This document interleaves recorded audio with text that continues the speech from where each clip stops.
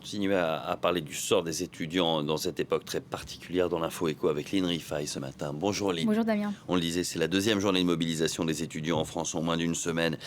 Mobilisation pour la reprise des cours à l'université, l'amélioration de leurs conditions économiques et sociales. Précisément d'abord Lynn, la crise sanitaire, elle a aggravé la précarité de ces étudiants, notamment en France. Oui, vous faites bien de dire aggravé, car la situation déjà avant la pandémie était compliquée pour les étudiants. De nombreux étudiants devaient travailler pour joindre les deux bouts. Ouais. Ils avaient du mal à se nourrir correctement, se soigner correctement, et d'où la nécessité pour eux donc de trouver un emploi étudiant, un emploi à temps partiel qui avait parfois un impact sur la qualité de leurs études. Alors si on regarde le budget étudiant moyen déjà avant la pandémie, il est composé d'un tiers, on le voit ici, des revenus d'activité, c'est-à-dire le boulot étudiant donc effectué à temps partiel en parallèle des études.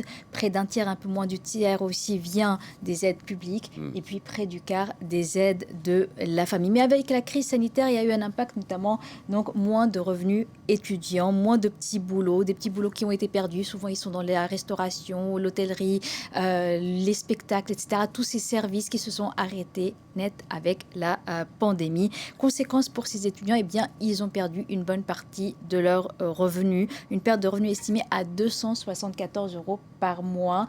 Donc, pour les étudiants en moyenne, c'est beaucoup plus important pour les étudiants étrangers, moins 426 € par mois en moyenne, selon une étude qui porte sur le premier confinement, qui certes était beaucoup plus dur que le deuxième, mais qui donne une idée quand même de la perte, de l'impact financier sur les étudiants. Et puis, en parallèle, eh bien, les charges, les dépenses des étudiants ont augmenté. Cette rentrée, par exemple, le coût de la rentrée étudiante de 2020 a augmenté de 3% pour les étudiants. Donc, plus de dépenses et moins de revenus. Pourtant, il y a des aides gouvernementales. Il y a des aides gouvernementales qui ont été promises, notamment pour faire face à la pandémie, à la dégradation de la situation financière des étudiants. Jeudi dernier, déjà, Emmanuel Macron, le président français, s'était rendu sur le site de l'université Paris-Saclay, en région parisienne, à la rencontre des étudiants. Il avait promis des aides pour les aider à améliorer leur quotidien. Alors, parmi ces mesures, la possibilité pour tous les étudiants, qu'ils soient boursiers ou non, qu'ils soient français ou étrangers, d'avoir 2 repas par jour à 1 € chaque repas. Avant, c'était uniquement le cas pour les boursiers, uniquement un seul repas par jour à 1 €. Un chèque psy aussi, vous avez parlé dans le sujet de la détresse psychologique des étudiants. Eh bien, elle concerne ceux qui avaient déjà des soucis psychologiques, mais aussi les autres qui font face à l'isolement pour étudier seuls, sans le lien social très important pour les étudiants. Eh bien, des chèques psy pour permettre de consulter un psychologue pour les étudiants. Et puis, le Premier ministre, il y a 2 mois déjà, avait évoqué la possibilité de 1600 emplois étudiants donc, dans les universités pour faire face à cette crise économique et sociale. Une crise sanitaire aussi qui précarise donc les étudiants. Elle accroît aussi les inégalités dans le monde entre pays riches et pays pauvres. Oui, c'est le constat que fait l'Organisation mondiale de la santé qui pointe du doigt les inégalités d'accès aux vaccins. En cause, le nationalisme vaccinal qui pousse chaque pays à vouloir donner la priorité à ses propres citoyens pour se faire vacciner. Or, cela pourrait coûter très cher. Donc, pour l'économie mondiale, un coût jusqu'à 9 200 milliards de dollars, comme nous l'explique Julie Chouton. Il y a 2 semaines, l'OMS alertait déjà sur ce que l'on appelle désormais le nationalisme vaccinal. Certains pays ont signé des accords avec des laboratoires pharmaceutiques pour réserver de grandes quantités de vaccins. Avec sa commande de 400 millions de doses, le Canada pourrait vacciner 5 fois sa population.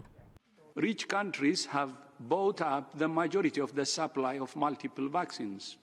This potentially bumps up the price for everyone and means high-risk people in the poorest and most marginalized countries don't get the vaccine.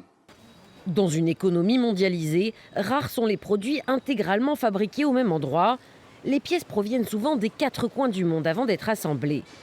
Si un maillon de la chaîne de production est paralysé par le virus, c'est toute l'économie mondiale qui en souffre. D'autre part, une crise humanitaire dans les pays en développement ferait chuter leur consommation, ce qui n'est pas dans l'intérêt des pays industriels qui exportent vers ces pays pauvres. Failure to ensure equitable distribution will actually have a top dollar hit of 9 trillion, and 50% of that is going to be borne by rich countries. And so this kind of crazy notion that in order to support the equitable distribution, it's somehow an act of charity. Selon la Chambre de commerce internationale, le virus doit être contenu partout pour que l'économie mondiale puisse repartir du bon pied.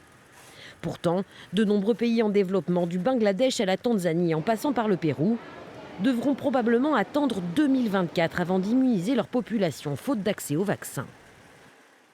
Allez, comme tous les matins, Aline, on jette un coup d'œil aux marchés asiatiques qui suivent de près la réponse économique à la pandémie. Oui, depuis plusieurs semaines déjà, il regarde du côté des États-Unis. Ce plan promis par Joe Biden de 1900 milliards de dollars pour relancer l'économie américaine, eh bien, il risque de prendre du retard pour être mis en place. Et cela inquiète les investisseurs. Vous le voyez, les marchés asiatiques sont dans le rouge vif ce matin. Ce qui inquiète aussi du côté de la bourse de Séoul, on voit le Kospi recule de 2,3%. Eh bien, c'est les mauvais chiffres de la croissance en Corée du Sud, moins 1% en 2020. Alors, moins 1%, c'est beaucoup mieux que ce que font la plupart des grandes économies mondiales, ce qu'elles ont fait l'an dernier. Mais c'est le pire résultat pour le pays en plus de 2 décennies. Voilà qui est dit. Merci beaucoup, Lynn Rifaille.